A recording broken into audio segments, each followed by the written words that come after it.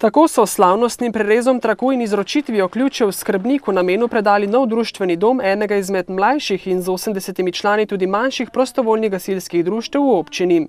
Gradnji novega doma, ta se je začela leta 2005, je po besedah predsednika društva botrovala predvsem menjava gasilskega vozila. Imeli smo kombi MV, dotrajen, šli smo v nabavo drugega MB Sprinter in star obstoječi gasilski dom Sred vasi je bil premajhen.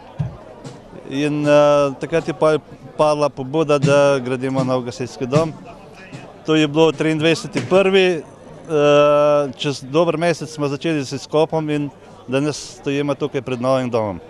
Gradnja ne bi bila mogoča brez velike požrtvovalnosti članov domačega društva. Pomemben prispevek pa so poleg vložka vsakega gospodinjstva dodali tudi številni donatorji in občina, ki je za izgradnjo namenila 25 tisočakov. Prvi začetki so bili 2005, 7 let nazaj.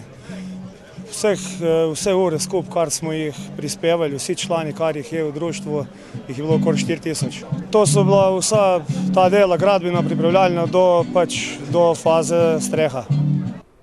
V gasilskem društvu so tako po zahtevnem in napornem delu prišli tudi do prostora za kulturne in družabne prireditve.